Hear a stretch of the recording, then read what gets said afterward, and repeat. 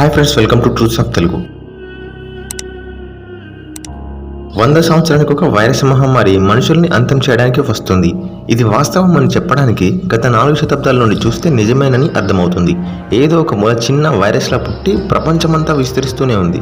అలా చెప్పుకుంటే 1720లో ప్లేగు, దాని తర్వాత 100 సంవత్సరాలకి 1820లో కలారా, తర్వాత శతాబ్దానికి 1920లో స్పానిష్ ఫ్లూ, తర్వాత 2020లో ఈ చైనా వైరస్.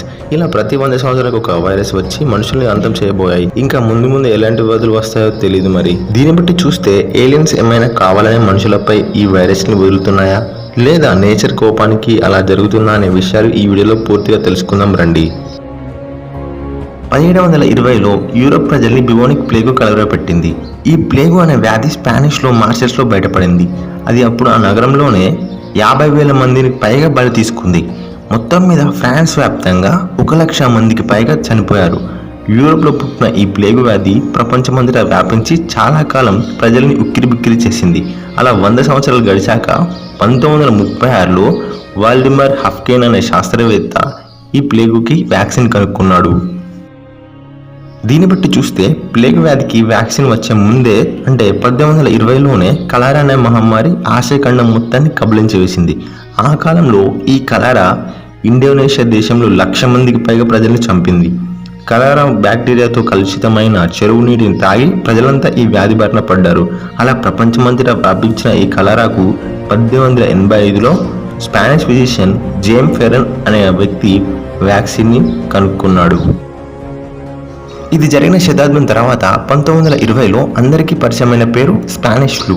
ఈ స్పానిష్ ఫ్లూ 100 కోట్ల మందికి పైగా సోకింది. అంతేకాదు దీనివల్ల 1 కోటి మందికి పైగా మృత్యువాత పడ్డారు.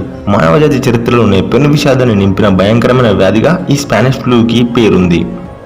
ఈ స్పానిష్ ఫ్లూకి కూడా ఫస్ట్ వేవ్, సెకండ్ వేవ్ అంటూ కొత్త కొత్త స్ట్రెయిన్లు కూడా పుట్టుకొచ్చాయి. దీనికి కూడా విన్ హఫ్కేన్ గారే వ్యాక్సిన్ని కనుక్కున్నారు.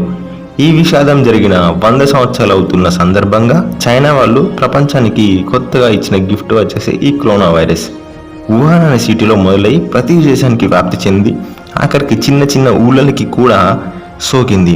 దాదాపు 36.8 లక్షల మందికి ఈ చైనా వైరస్ పుట్టున పెట్టుకుంది. చాలా దేశాలని బెంబేలెత్తిచ్చింది. ఇటలీని మరణకాండగా చేసింది.